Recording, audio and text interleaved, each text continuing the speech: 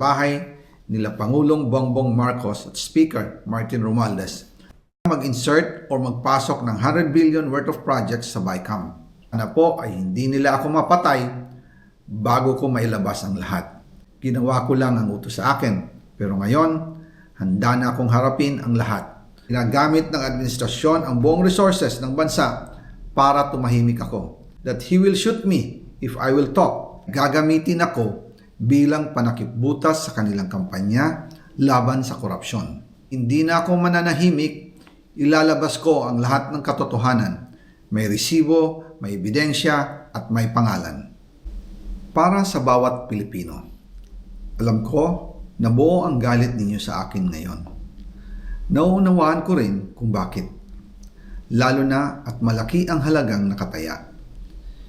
Pero bago kayo humusga, hayaan ninyong ipaliwanag ko ang buong katotohanan.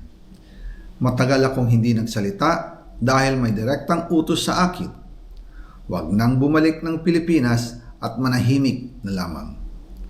Umalis ako noong July 19, 2025 para sa aking medical check-up. Nakaplanong bumalik pagkatapos ng SONA ni Pangulo. Pero habang papauwi na ako, tinawagan ako ni dating Speaker Martin Romualdez at sinabihan, "Stay out of the country. You will be well taken care of as instructed by the President." Noon naniniwala pa ako sa kanila, kaya't hindi ako bumalik.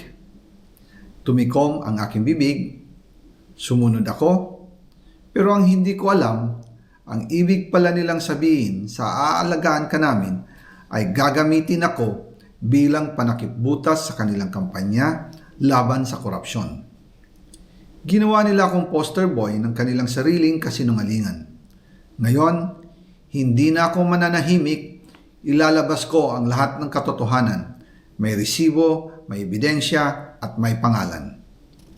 Nagsimula ito nung tumawag si Sekmina Pangandaman sa akin nung nagumpisa ang BICAM process last year, 2024. Ang sabi niya, katatapos lang ng meeting nila ni Pangulo at may instructions na mag-insert o magpasok ng 100 billion worth of projects sa BICAM.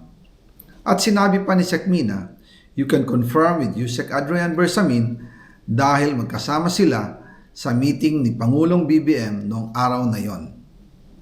Tinawagan ko po agad si Yusek Adrian Bersamin at tinanong ko kung may instruction nga ba ang Pangulo na magpasok ng 100 billion during their meeting. Ang sabi niya ay totoo nga po. Right after our conversation, tinawagan ko po si dating Speaker